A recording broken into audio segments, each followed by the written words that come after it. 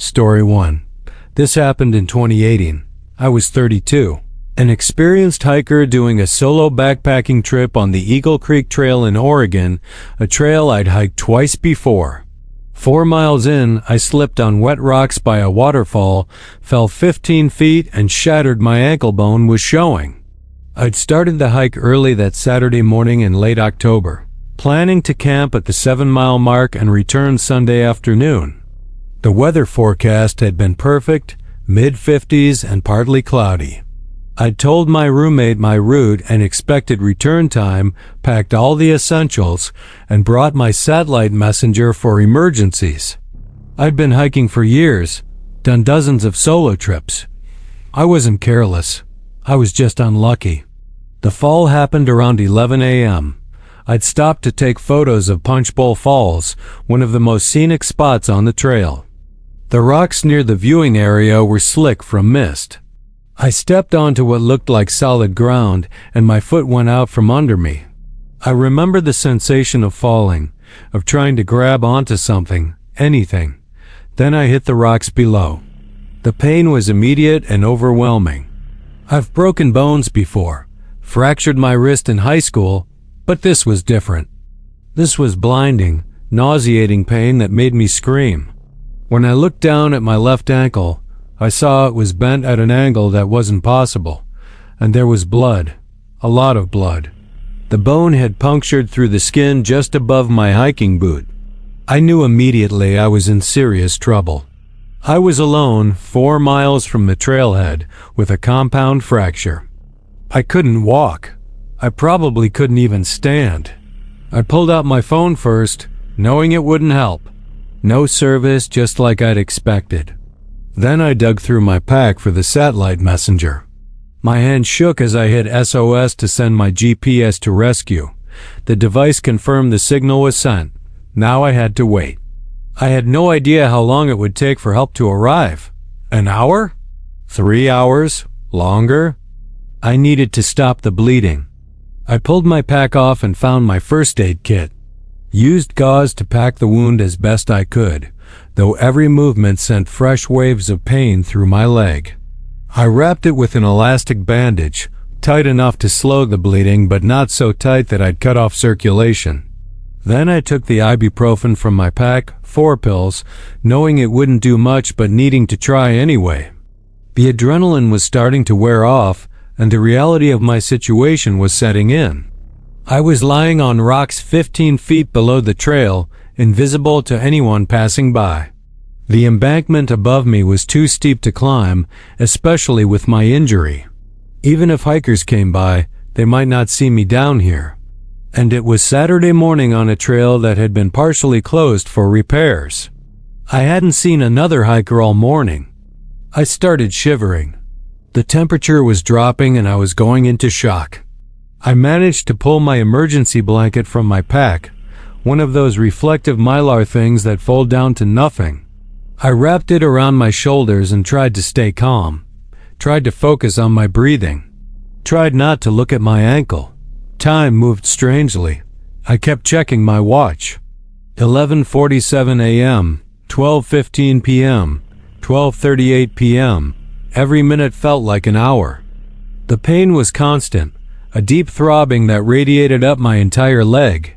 I ate an energy bar from my pack even though I wasn't hungry, knowing I needed to keep my blood sugar up. Drank water even though my stomach was churning. By 2 p.m., I was starting to panic. It had been 3 hours since I'd sent the SOS. Where was search and rescue? Had the signal even gone through? What if my device had malfunctioned? What if no one was coming? I tried yelling for help. Help, I'm down here. I'm injured. My voice echoed off the rocks, but no one answered. I yelled until my throat was raw, then stopped to conserve energy. The sun was moving across the sky. In October in Oregon, it would be dark by 6 p.m. The thought of spending the night out here, alone and injured, was terrifying. Around 3:30 p.m., I heard voices hikers on the trail above me. I yelled as loud as I could. Help down here, I'm injured. The voices stopped. Then I heard someone say, "Did you hear that?" I yelled again. "Down here! I fell! I need help!" 2 men appeared at the edge of the embankment, looking down at me. One of them immediately pulled out his phone to call 911, while the other asked if I was okay. I told them I'd broken my ankle badly and couldn't climb up. They said they'd wait with me until help arrived. Having people there changed everything. The panic receded. I wasn't alone anymore. One of the men, who said his name was Chris, carefully climbed down to me. He was an M10 and knew what he was doing. He checked my vitals, looked at my ankle without touching it, and told me I'd done a good job with the first aid. He said the bone needed to be set by a surgeon, but I'd done the right things to stabilize it. Search and rescue arrived around 5 p.m., a team of 6 with a litter and climbing gear. They stabilized my ankle properly, gave me pain medication that actually worked, and carefully lifted me the embankment using a rope system. The whole rescue took another hour. By the time they got me back to the trailhead and into an ambulance, it was almost dark. At the hospital, they did surgery that night. 3 pins and a plate to reassemble the shattered bones. The doctor said if I'd waited much longer without treatment, I could have lost the foot to infection or nerve damage. As it was, I was looking at months of physical therapy and might never regain full mobility. I spent 3 days in the hospital, then 6 weeks non-weight bearing in a boot and crutches. The physical therapy was grueling. Even now, 4 years later, my ankle aches when the weather changes. I can't run anymore, can't do the kind of long-distance hiking I used to love, but I'm alive. And I'm grateful to those 2 hikers who heard me yelling, grateful to the search and rescue team who came for me, grateful that I had the right equipment and knowledge to keep myself alive until help arrived. I think about what would have happened if those hikers hadn't come by. If I'd spent the night out there alone, going into shock, bleeding, I probably would have died from exposure or blood loss before anyone found me. I still hike, but never alone anymore. And I always tell someone exactly where I'm going and when I'll be back. One wrong step changed my life forever. That's how quickly things can go wrong in the wilderness. Story 2. This happened in 2020. My girlfriend Jenna and I were doing a 3-day backpacking trip in the Smoky Mountains, a moderately difficult trail we'd researched thoroughly. On the second day, about 8 miles from the nearest trailhead, we encountered a man living in a makeshift camp who followed us for the next 6 hours, staying just close enough that we could hear him behind us. We'd started the hike on Thursday morning, planning to camp at designated backcountry sites along the way. I was 27, Jenna was 26, and we'd done plenty of backpacking trips together. We knew what we were doing, had all the right gear, had studied the maps and downloaded offline GPS on our phones. The weather was perfect for early September, sunny and warm. The first day was beautiful. We hiked 10 miles, set up camp at our designated site, cooked dinner, and watched the sunset. There were a few other campers in the area, but everyone kept to themselves. We went to sleep around 9 p.m., tired and happy. The second day, we broke camp around 7 a.m. and continued up the trail. The plan was to hike another 12 miles to our second campsite. The trail was more remote in this section, deeper into the backcountry. We saw a few day hikers coming down around mid-morning, but by afternoon, we hadn't seen anyone in hours.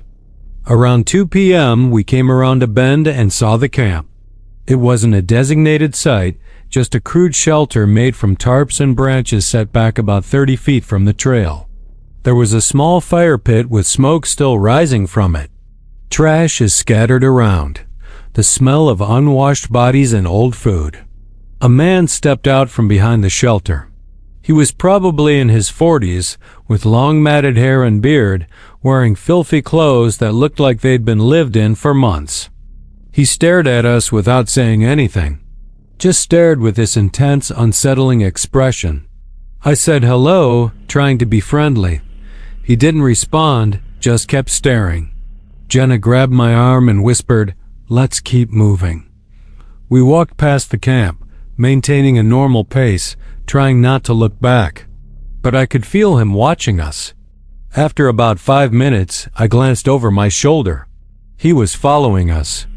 Not on the trail, but parallel to it, moving through the trees about 50 feet away. When he saw me looking, he stopped. I told Jenna, and we picked up our pace. For the next hour, he followed us.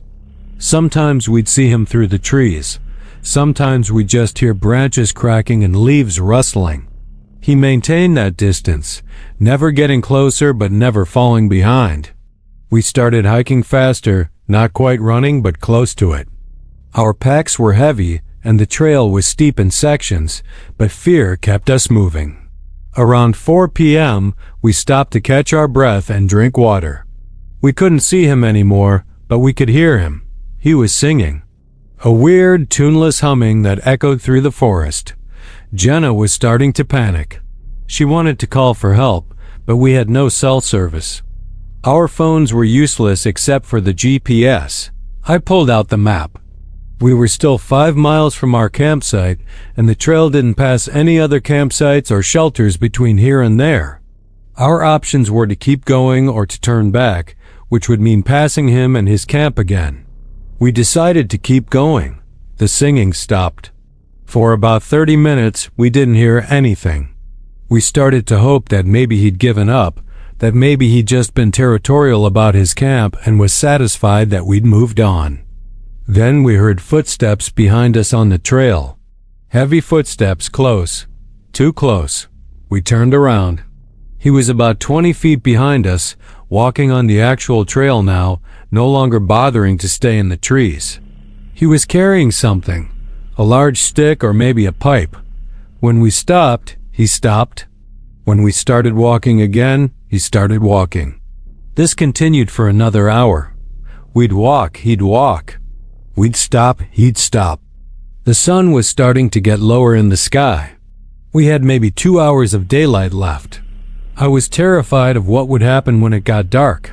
Would he come into our camp? Would he wait until we were asleep? Jenna asked me what we should do. I didn't have a good answer. We couldn't outrun him with our heavy packs.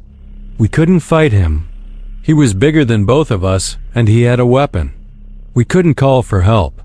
All we could do was keep moving and hope we encountered other hikers or made it to the campsite where there might be other people. Around 6 p.m., we rounded a bend and saw 2 other backpackers ahead, taking a break on a fallen log. A man and a woman, probably in their 50s. We practically ran up to them. I told them quickly and quietly that someone had been following us for hours and we needed help. The man stood up immediately. He was tall, easily 6'3", and had that confident demeanor of someone who'd spent a lot of time in the wilderness. He said, "Where is he?" I pointed back down the trail. The man who'd been following us had stopped about 50 feet away, partially hidden behind a tree. The tall hiker walked toward him, called out in a firm voice, "You need to move along, buddy. Stop following people." The man stepped out from behind the tree. For a long moment, they just looked at each other. Then the man turned and walked back down the trail the way he'd come. We all watched until he disappeared. The tall hiker, who said his name was Mark, asked if we were okay. We said yes, thanked him profusely. He and his wife, Patricia, said they were heading to the same campsite we were and offered to hike with us the rest of the way. We made it to the campsite just before dark. There were 3 other groups there, maybe 10 people total. Mark told them what had happened, and everyone agreed to keep watch through the night. People volunteered for shifts, made sure someone was always awake. Jenna and I barely slept, jumping at every sound. In the morning we hiked out.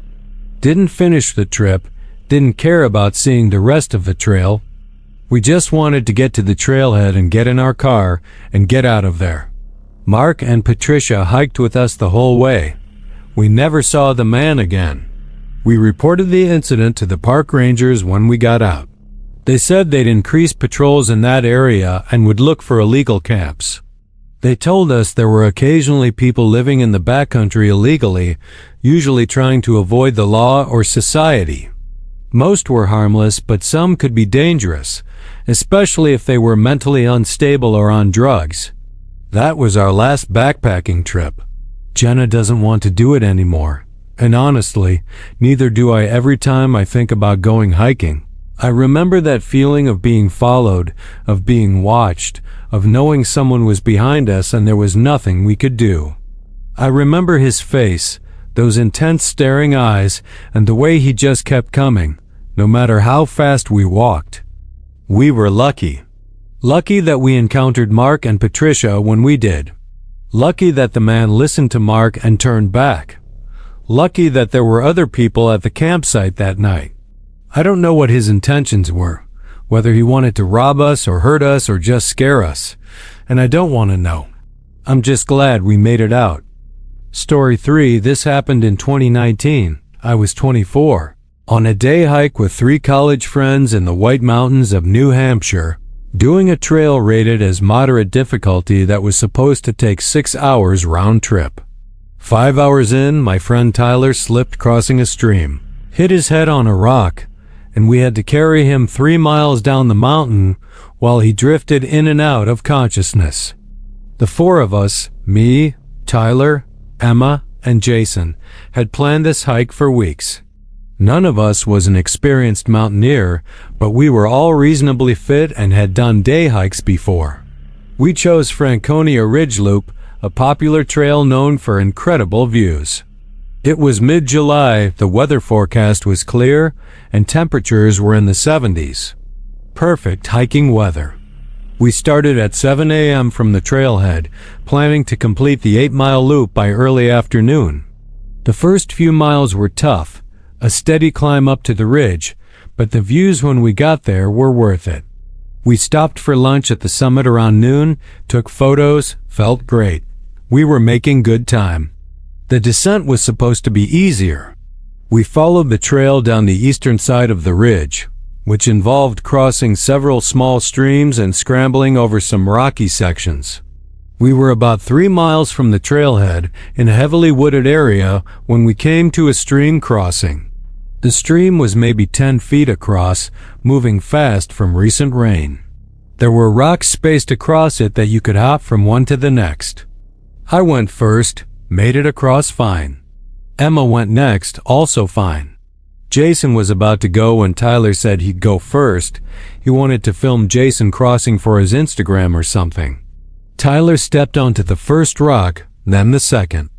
The third rock was slick with moss. His foot slipped. He fell sideways hard, and his head hit the edge of a rock with a sound I'll never forget. A wet crack. He went into the water face first. Jason and I jumped in immediately, pulled him out. He was conscious but dazed, blood running down the side of his face from a gash above his left ear. Emma was already digging through her pack for first aid supplies.